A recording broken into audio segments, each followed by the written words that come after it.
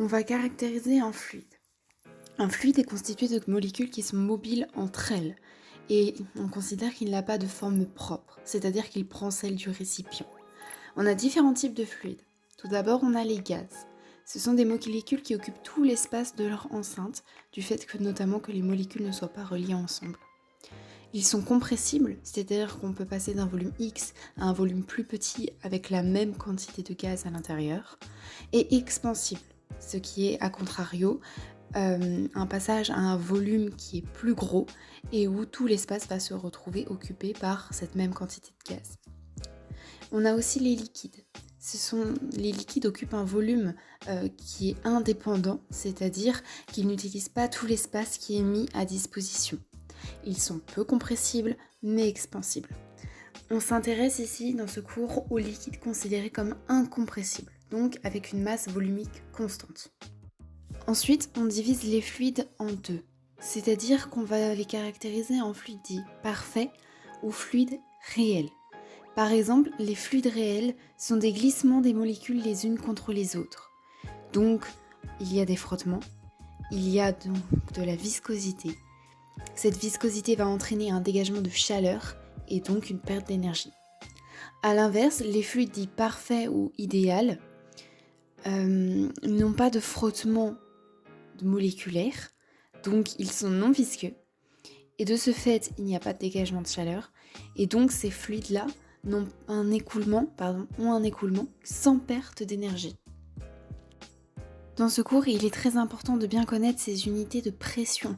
C'est très souvent demandé dans les exercices et il faut bien savoir les équivalences pour interchanger en fonction de l'exercice qu'il vous est donné. Par exemple, dans l'énoncé, vous aurez des résultats et des chiffres avec comme unité de pression les atmosphères, ATM, mais dans les QCM, on vous demandera le résultat en millimètres de mercure. Il faudra alors connaître les équivalences pour bien faire les corrections et bien retrouver la bonne unité à la fin. Alors, les principales équivalences à retenir, c'est que 1 atmosphère, 1 ATM, est environ égal à 10 puissance 5 Pascal, qui est égal à 1 bar. Mais l'équivalence la plus importante à retenir, c'est que 1 ATM est surtout égal à 760 mm de mercure. À partir de là, vous pourrez facilement faire des produits en croix pour retrouver le résultat avec la bonne unité de mesure à la fin. Ces unités de pression sont bien sûr utilisées en médecine. On nous donne 2 exemples. On a les centimètres d'eau qui sont surtout utilisés pour la pression veineuse. Et on a aussi les millimètres de mercure qui sont surtout utilisés pour la mesure de la pression artérielle. Ensuite, on va parler de quelques pressions physiologiques. Si on s'intéresse à la pression artérielle, il y a plusieurs petites choses à savoir, comme par exemple qu'elle varie à chaque pulsation du cœur. La plupart du temps et idéalement, elle se mesure sur un malade qui est couché parce qu'en fait vous éliminez l'effet d'altitude. Néanmoins, elle peut aussi se prendre debout ou assis à condition que la prise de pression soit à hauteur du cœur. On parle de pression artérielle systolique et diastolique.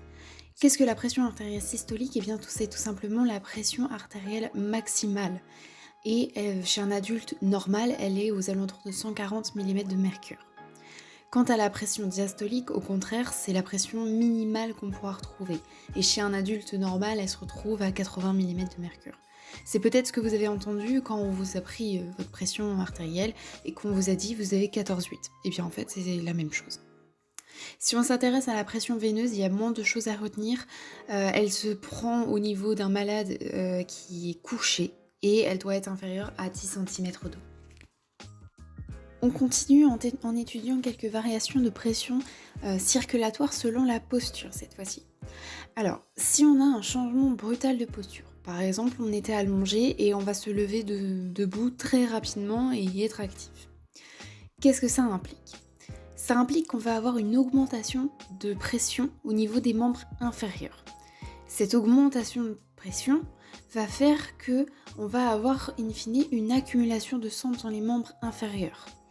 Or, nos veines, elles ont des propriétés qui sont dites élastiques et distensibles. C'est-à-dire qu'elles vont pouvoir accueillir ce surplus sanguin au niveau des membres inférieurs dû à l'augmentation de la pression.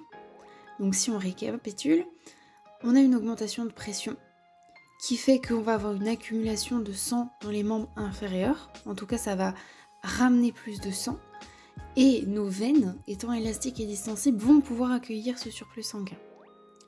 Sauf que, en accumulant du sang dans les membres inférieurs, normalement ce sang, il doit être transmis au système veineux et remonter jusqu'au cœur. Alors là, on a plus de sang que d'ordinaire. Donc ça va être plus dur pour nos veines de renvoyer tout ça au niveau du cœur. Malheureusement, cette accumulation entraîne un mauvais retour veineux au cœur, ce qui fait que le cœur n'a pas assez de sang que d'ordinaire, il ne projette pas assez de sang parce qu'il n'y a pas assez de sang qui lui revienne. Ça va diminuer la circulation artérielle cérébrale et ça va, in fine, provoquer un évanouissement. Ce phénomène, c'est ce qu'on appelle la syncope vagale. C'est dû donc à la brutale dilatation des vaisseaux des membres inférieurs, avec l'accumulation de sang et le mauvais retour veineux au cœur. Néanmoins, ce qu'on constate, c'est qu'à la suite d'une syncope vagale, vous vous évanouissez donc, mais en fait cette chute est quelque part votre traitement.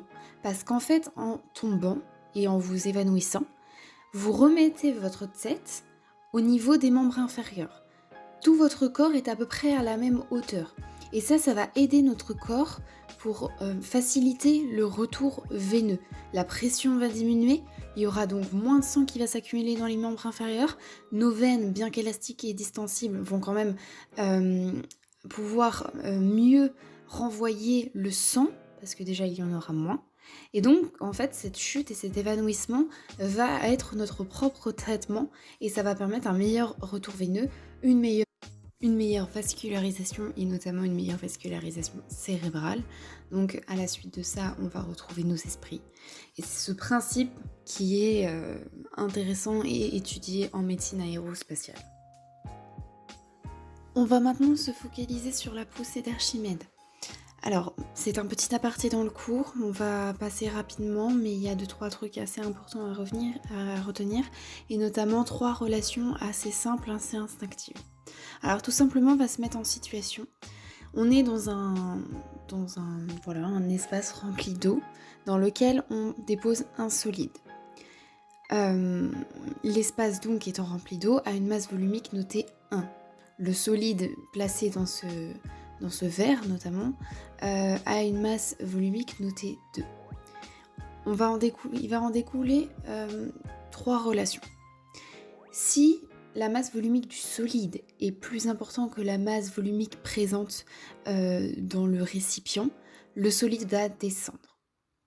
A l'inverse, si la masse volumique du solide est inférieure à la masse volumique du récipient, le solide va monter. Si les masses volumiques sont égales, alors le solide il est en équilibre.